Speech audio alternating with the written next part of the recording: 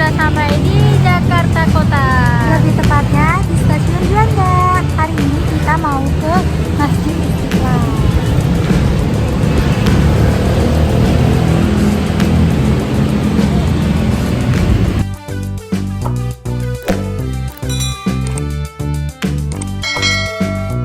Assalamualaikum teman-teman. Jadi hari ini Masya Allah kita lagi di Masjid Istiqlal. Jauh banget ya. Kita dari Tangerang, nggak jauh banget sih ya, namanya juga kita naik kereta ya.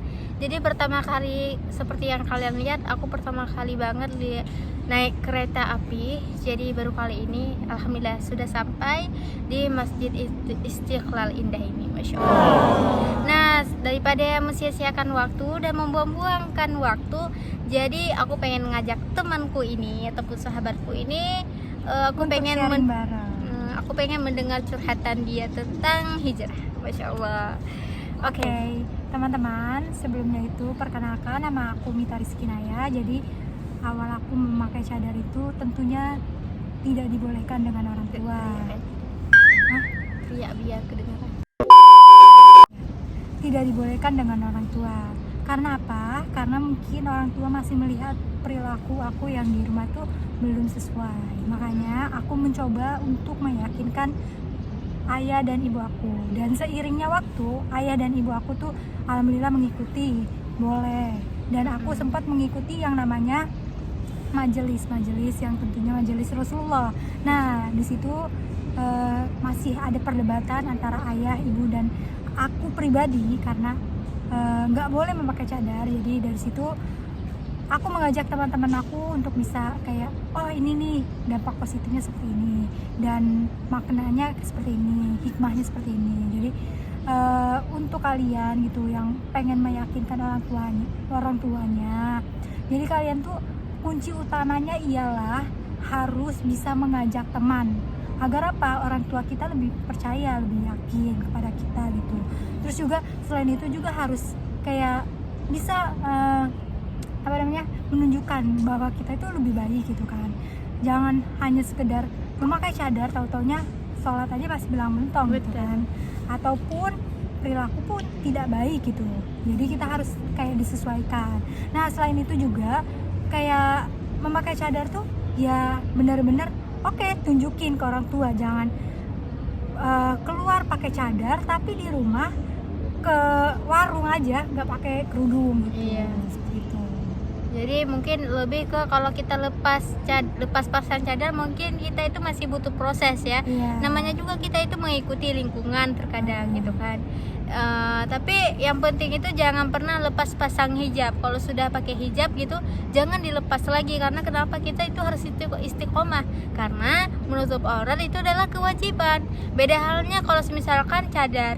Memang ada sebuah pendapat yang mengatakan, ada yang mengatakan sunnah dan ada yang mengatakan wajib gitu kan. Jadi bagi kita yang mengikuti sunnah ini, lepas pasang karena mudarat dan alasannya nggak apa-apa dong kan gitu. Oh iya Za, aku sebelum memakai cadar, aku juga sempat nyari-nyari hakikat cadar itu seperti apa. Nah, ayo coba jelaskan yang menurut Uhti Mita ketahui tentang hakikat cadarnya tuh kayak gimana sih? Jadi gini, aku tuh mencari beberapa referensi mengenai cadar, hukumnya memakai cadar. Itu aku sebelum pakai emang jujur aku sempat nyari-nyari karena teman aku termotivasi dengan teman aku yang sini, ya kan kamu tahu. Nah, aku coba mencari lah sebelum nanya kan. Aku juga malu dong nanya karena kan aku coba nanya referensi gitu kan, nanya di Google hukum hakikat cadar tuh seperti apa gitu kan. Aku nyari-nyari sunnah, wajib gitu kan. Oh, wajib tuh seperti apa sih? Yang seperti misalnya ada mudarat bla bla bla gitu kan ya. Iya. Nah, aku di satu sisi karena lingkungan aku belum mendukung, aku mengambil yang sunnah. Iya. Jadi aku mengambil yang sunnah untuk apa ya mengambil sunnahnya aja gitu. Nah, untuk kalian misalnya orang tuanya itu nggak bolehin, alangkah baiknya ya nggak apa-apa, yang penting kalian jangan meninggalkan hal yang wajib gitu. Kalau misalnya seiringnya waktu insya Allah orang tua juga mengizinkan, yang asal utamanya itu syarat pentingnya yaitu harus bisa membuktikan kalau diri kita itu lebih baik. Nah, selain itu juga harus bisa membuktikan kalau kita ini pantas gitu. Dan jangan lupa kita memakai sunnah tapi kita meninggalkan wajib, itu sebuah hal yang sia-sia gitu teman-teman. Betul. Nah, aku mau nanya Iya. pengalaman tentang Zahra memakai cadar itu seperti apa gitu. Ada nggak sih, bentar dulu, ada nggak sih sebuah larangan gitu di dalam keluarga tentunya, atau di lingkungan yang mungkin di Aceh ada beberapa yang lingkungan nggak mendukung mungkin, karena aku nggak tahu ya gitu. Iya, pasti. Jadi diriku sendiri pun orang tua pas aku awal pakai, mungkin beliau lebih ke diam. Kalau orang tua ibu ya, beliau lebih ke diam, tapi akhirnya juga beliau bicara gini, apaan sih pakai kayak gitu kan, baru juga belajar ngaji gitu kan, baru juga masuk pondok gitu kan, nanti kalau sudah 6 tahun, 7 tahun, 8 tahun mondok, pakailah nggak apa-apa gitu ya. Karena aku juga pakai cadar juga alhamdulillah termasuk sudah lama gitu kan. Nah, ibu aku juga buka aja gitu ya, tapi kataku ya udahlah, aku mengikuti suara hati aku. Karena kenapa? Karena selama itu merujuk kepada kebaikan, kenapa tidak gitu kan? Insya Allah lambat laun orang tua juga bakalan ngizinin gitu kan. Nah, dan ayahku sendiri, kalau ayah tiri, beliau lebih memilih diam karena beliau takut salah bicara gitu ya. Nah, kalau ayah aku sendiri, bahkan kalau ayah kandung aku sendiri pernah disuruh buka di depan orang ramai gitu kan, kalau ayahku sendiri gitu. Alasannya beliau ya sama, nggak beda jauh ya dengan alasan ibu. Takut kita itu nggak bisa menjaga cadar tersebut gitu ya. Nah, habis itu kata saudara-saudara yang lain itu kayak apa? Aduh, tadi foto kayak stop. Iya, kita di foto. Kayak apa namanya, kayak saudara ayah gitu ya, lebih tepatnya abang ayah. Kalau kayak abang ayah itu bilang gini, sekarang enggak sih, kalau abang ayah kan rame ya, jadi yang satu support namanya Abu gitu kan.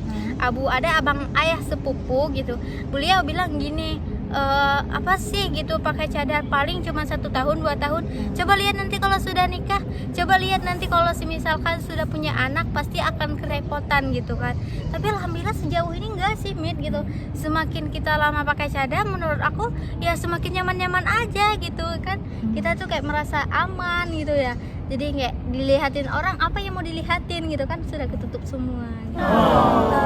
Tentunya teman-teman, untuk memakai cadar ini ada dampak positifnya, ada dampak negatif. Iya, Dampak negatifnya yaitu kita dibilang teroris lah dan lain-lain.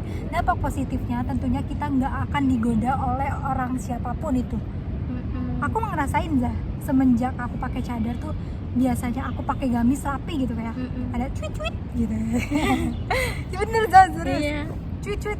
Padahal aku sampai apa ada yang salah ya dari pakaian aku gitu kan, sampai Padahal hai iya, enggak, aku ini sebelum pakai cadar. Oh, sebelum pakai cadar ya. Nah, kalau udah pakai cadar alhamdulillah nggak ada godaan seperti itu. Iya, Paling, betul. Assalamualaikum Mukti, kayak bercanda Iya. cuma alhamdulillah nggak sampai Lebih nggak, lebih sopan lah. betul, lebih kesopan ya ke Iya. kitanya ya. Lebih kayak masih menghormati kita dibanding kita pakai nggak pakai cadar tapi kita pakai rapian gamis, tetap aja di jalan tuh cuit hai cantik gitu. Ih, serius sih.